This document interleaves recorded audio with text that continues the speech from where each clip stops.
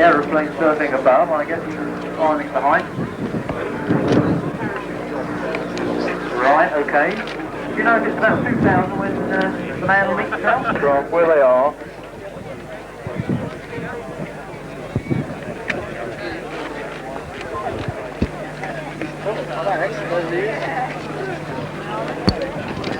Hello, my name is Ron Sweeney.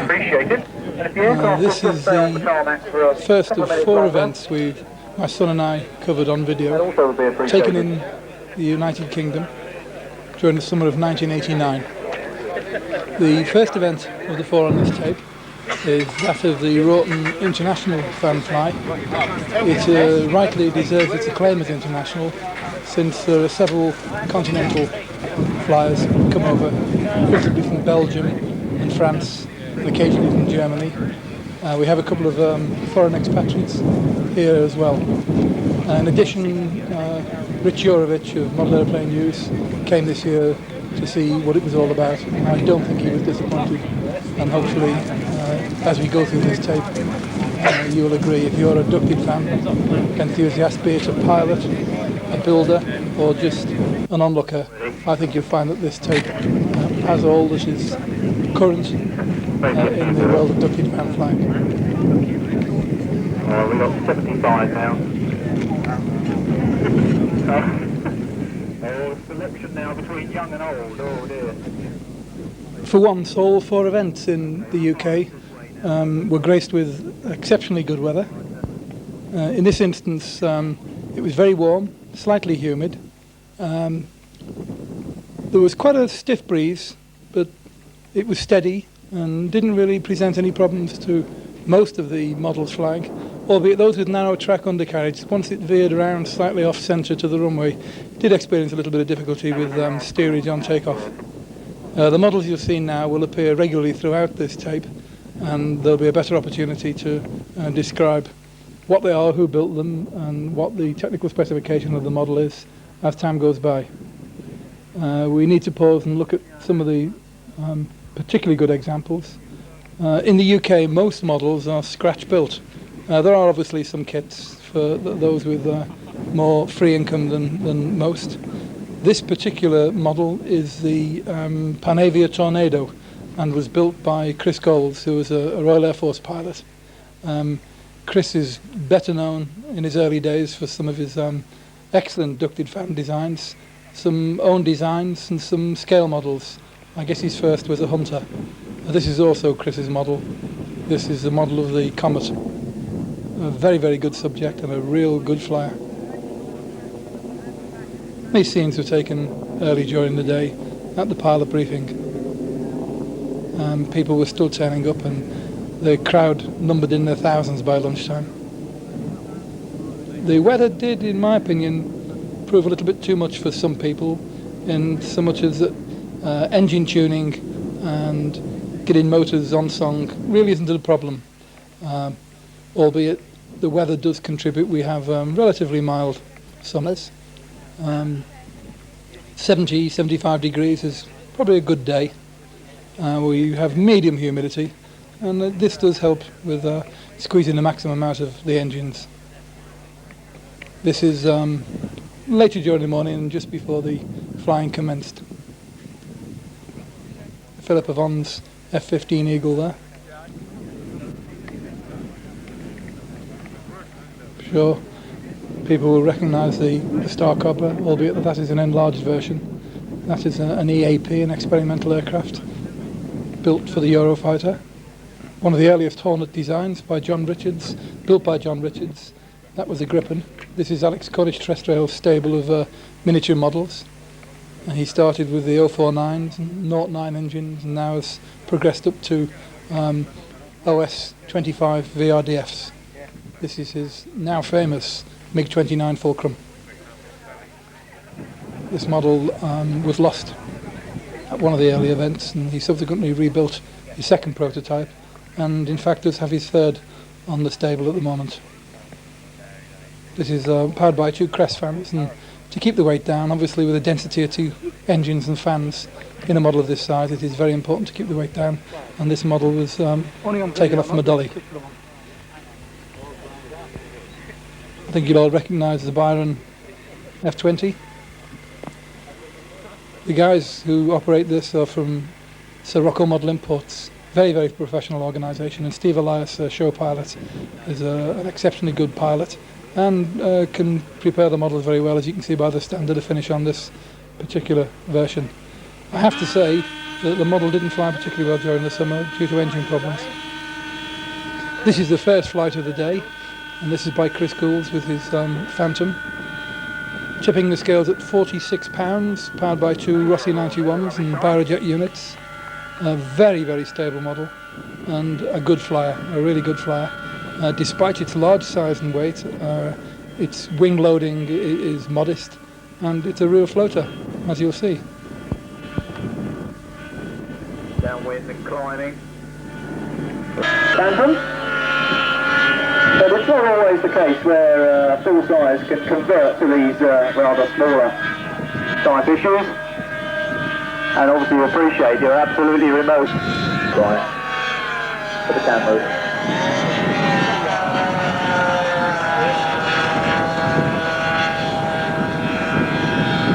That was very, very nice. Well done, Chris. Wind conditions turbulent there. You notice as he got nearer to the ground, the aircraft tossed around a little bit. But down safely in capable hands of Chris.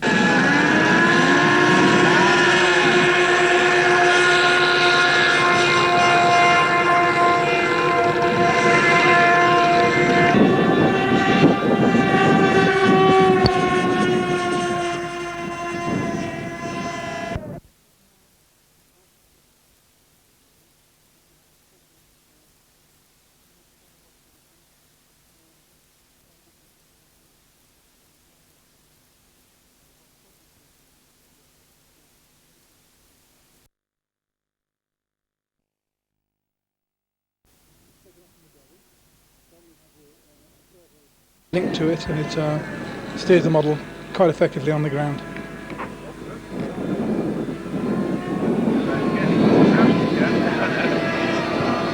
Things down nice and safely. Well done, sir.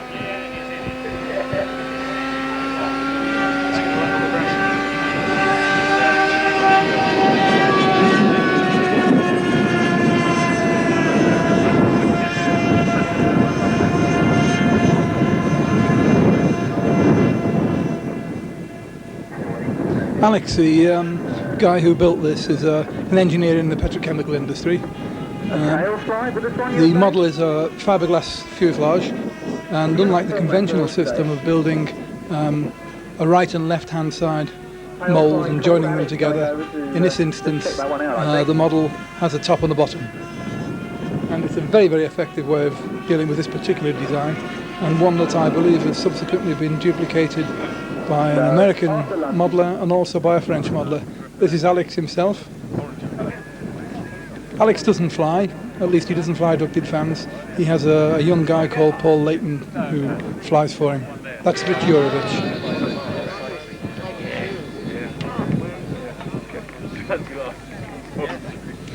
And a stable of Byron models. The Mirage in the foreground, not the Cafe, is a very, very old model now in immaculate condition. This is John Richards with his Saab Gripen, scratch built. In this instance it's balsa and ply job. Of course you recognise the black head of the OPS 45 and the orange shroud of the Thor jet power unit. Very, very effective combination for 45 size models. Good power, in excess of 7 pounds of thrust, and the Thor jet unit uses a micromold fan which the OPS will turn just on 22,000 RPM.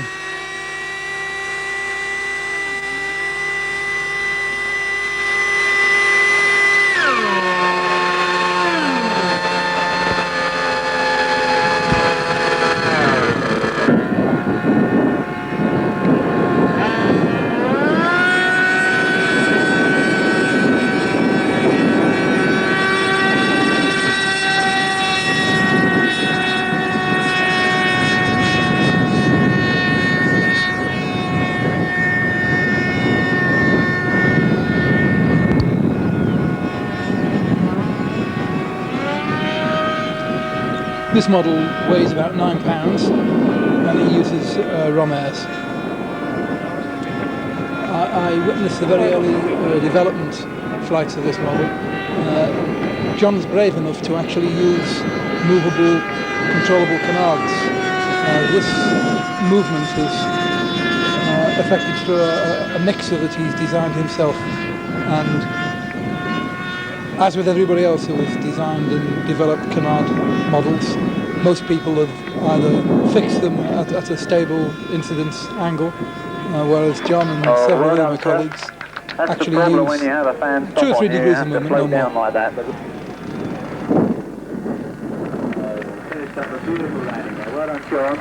Quite a fast, twitchy model, but quite safe in John's hands. John organises the Woodbridge event, which is covered in some later footage. During the day in the form of empty cans and drinks and things like that. So you put them in the rubbish bags that are provided along the road of the area. It saves obviously a lot of clearing up at the end of the day, but also keeps the whole place keep tidy, and it will be appreciated if you can put all your rubbish in the bags that are... The wind did present problems for videography, and difficult to try and mute from the camera the wind roar. So in this instance we've muted the sound on the dubbing where necessary. These are my friends, the Thorpe brothers, with their original F-20 Tiger Shark.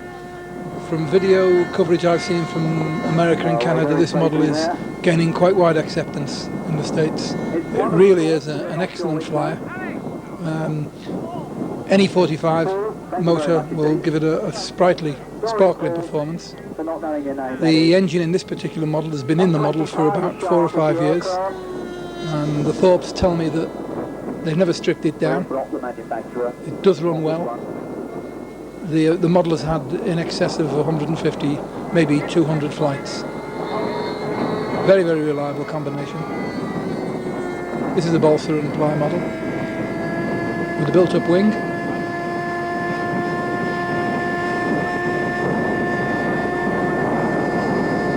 Most of the Thorpe designs are in fact by Paul, the quieter of the 2 twins.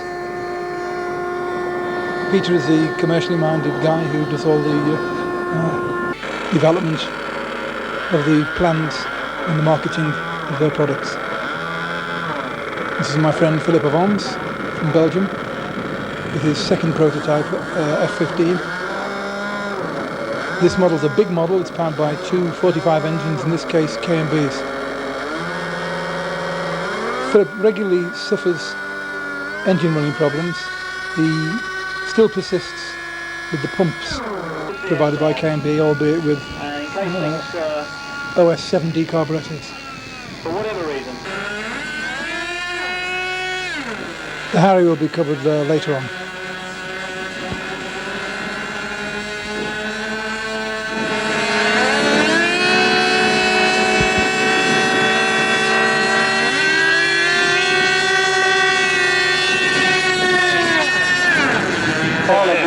Frequency peg 81, could you please return it to transmitter control, please? Peg 81, could that be returned to transmitter control?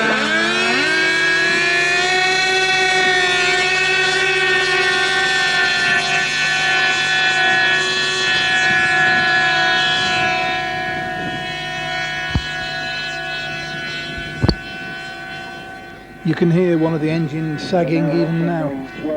Philip in fact changed the pump in between flights on this model. Doesn't seem to affect the performance of the model. It's light. In this instance, the model weighs 17 pounds and it's about 1/9 scale. It uses, as I say, K&B 7.5s with modified turbacks units in it. They're modified not to try and improve the thrust, but more to reduce the weight. In fact, the turback shroud is removed and the ducting forms the shroud of the fan unit. World champion in action.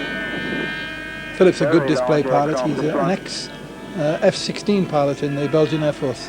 He now flies helicopters.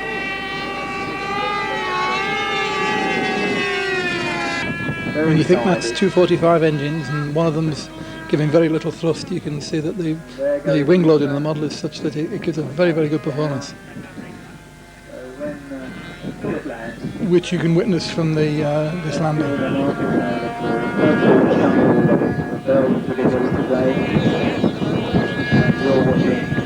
World champion, no less than a world champion.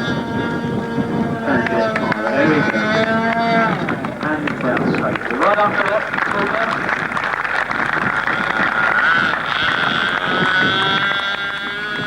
I believe Larry Wolfe is developing the molds to make this kit marketable in the United States. One of the big warehousing mail order companies did have a go with importing several kits, but it was the cost of postage and such was prohibitive. That was Red Smith, his model you'll see later on. This is the oldest model at the meeting. This is the Thorpe's with a Gloucester Javelin. This is another dolly undercarriage takeoff.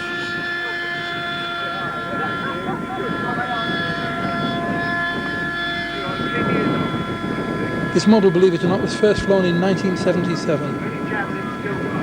It uses the original development fan unit, four-jet fan unit. Originally had a KMB 7.5. Abingdon Ducty fan meeting and still going strong, as you see. This is flown again, I'm told, reliably by Paul Thorpe. And there are no nods of... No, must be the other one. Oh, is that right? That's good. Wants the glasses now. Getting into the sunshine.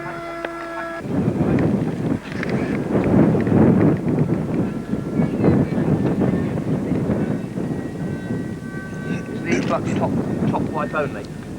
Or is it both holes? This is an example of first-class craftsmanship. This is Red Smith. This model uses a Dynamax fan with an OPS 80 engine. It's a model of the English Electric Lightning, one of Britain's more successful fighters and our first supersonic fighter aircraft.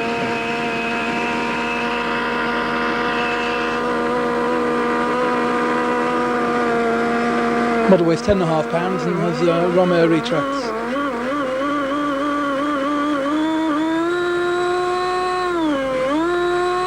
You can hear that's a very, very smooth engine, very, very well balanced unit. Reg here suffered slightly from sensitivity of the engine. I personally think this is due to the heat.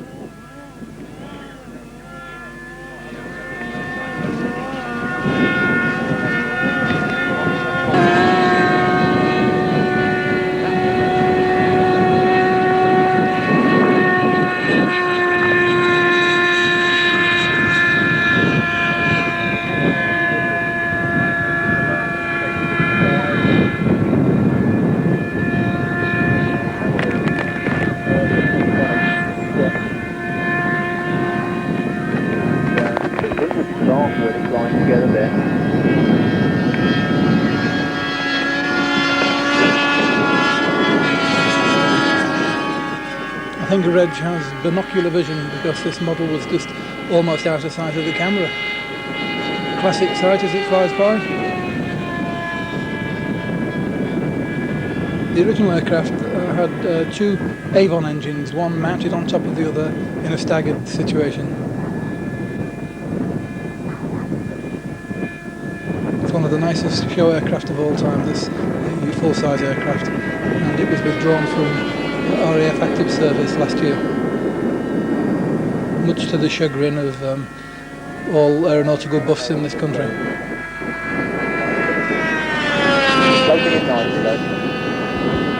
Well done, sir. It's been 10 years, so it's going to be at least another 10. Well done.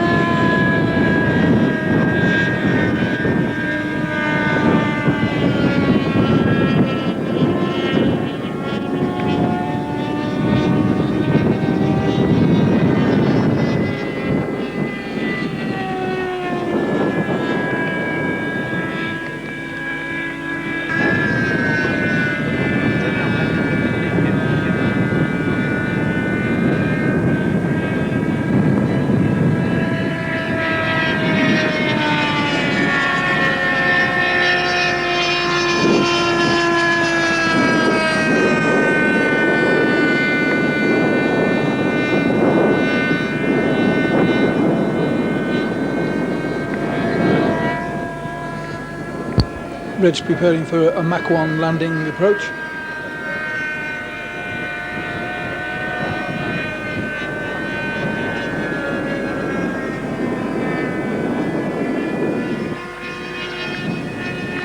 Oh, well done.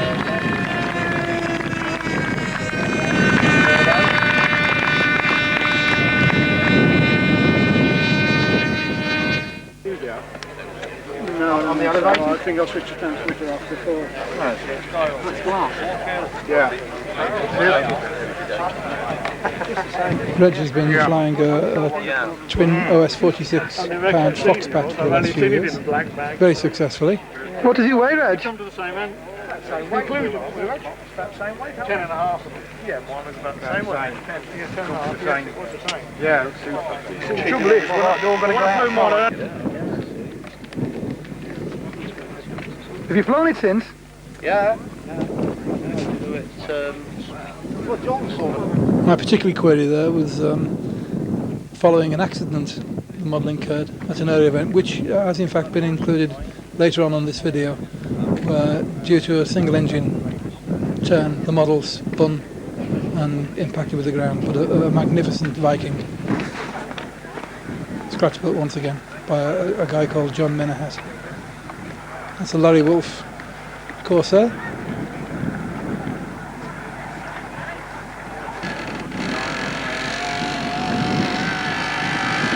Chris Gold's preparing his Tornado for its first flight. The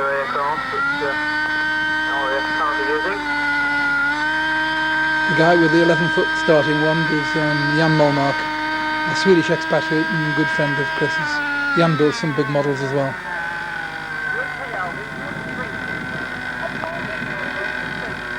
This model uses cables for wing retraction, wing sweep. Chris doesn't go to the full-scale retraction position because of the problems of instability in the air. But nevertheless, it's an excellent model, has plenty of presence in the air. Flies exceptionally well, as you'll see. In the sky. And I'll try and give you a plug as to when the wings are going to be swung back. Model's got two Rossi 81s, it weighs 36 pounds. They're powered by two Biojet units. And Chris uses, as he did with his Concorde, he uses Mick Reeves electric retracts for the model.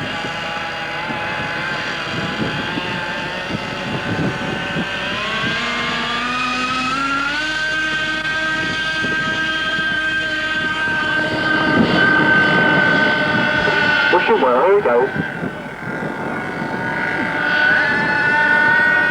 Very, very nice. Another very big model, but as you can see, because of the sheer size of the model, that the wing loading is relatively good.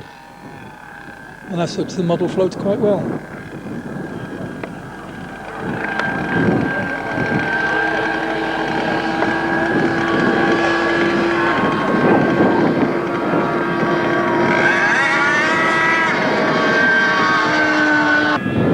Forward now, back fully forward now. There we go. We can do a pass and actually sweep them as we go past. Would that be possible? I'll reduce the volume of the sound for a while to try and reduce the wind draw. Okay, this is an affirmative. It could be on this run, downwind, be very fast. Watch the wings sweep back as you pass this now.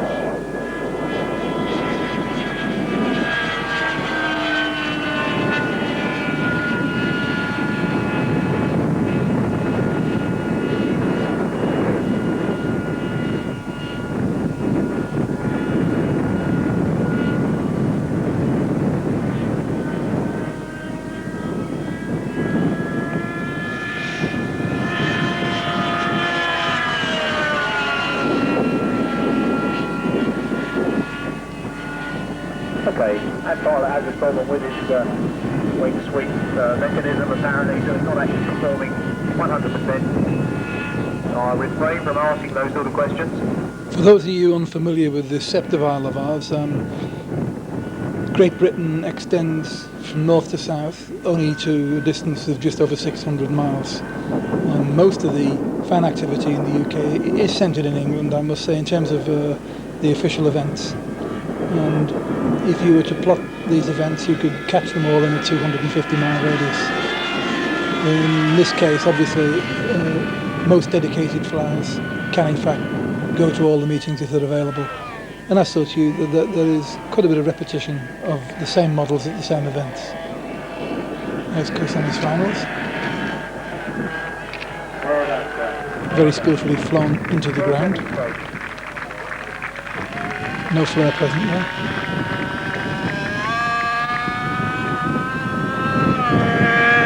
As you can hear, a single engine landing.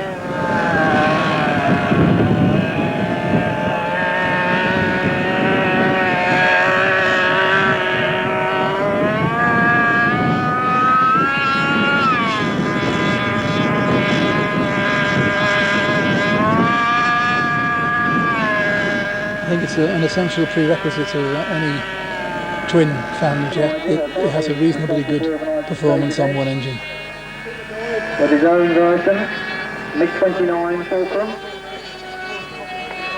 flown this afternoon by Paul Layton, who was flying earlier on today.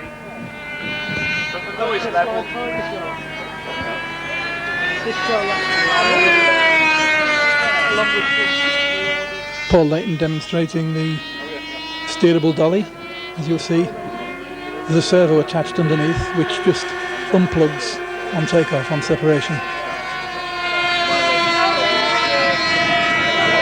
Away safely. The model unfortunately did come to grief at this event. Don't know why. Perhaps you can judge for yourself when you see the impact of the ground. And again, you notice the dolly launch, whereby it leaves the little trolley that it sits on while taxiing behind on the runway, just to clean up the lines in flight. Just makes it a little uncomfortable for a belly landing at the end, but never mind. Alex's current model, which he's developed, is the twin-seater version, which aesthetically is even an improvement on this model. I have to say this is a lovely model. Or was a lovely model.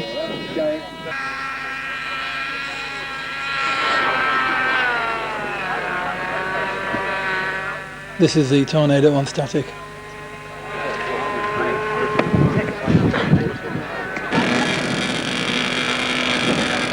Back to our friend Red Smith. Some aborted takeoffs here with the TSR-2. I did mention that this aircraft, a narrow track undercarriage, did suffer from a slightly crosswind.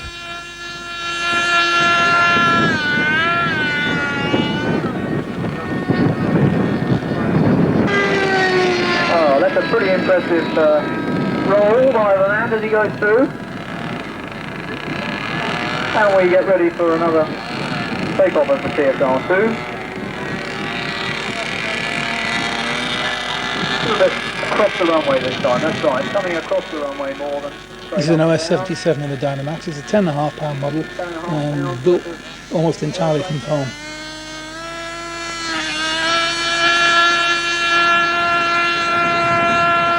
And I think he's going to get his close place. Yes, he is. Ah, that was... Then you got 2 4 aircraft flying around the sky together.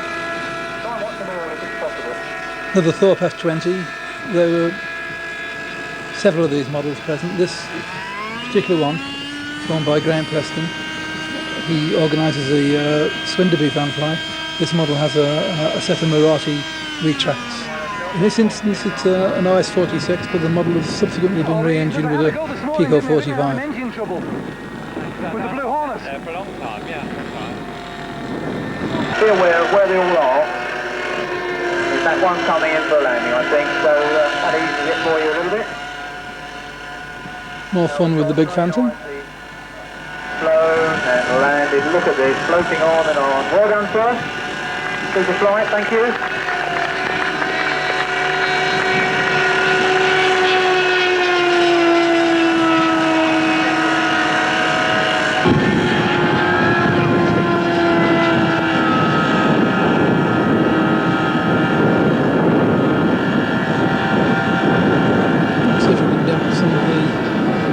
wind draw.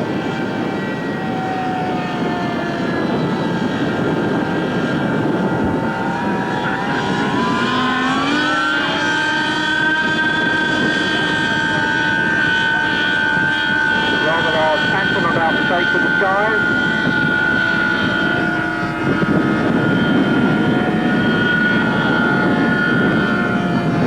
That's the way to get airborne.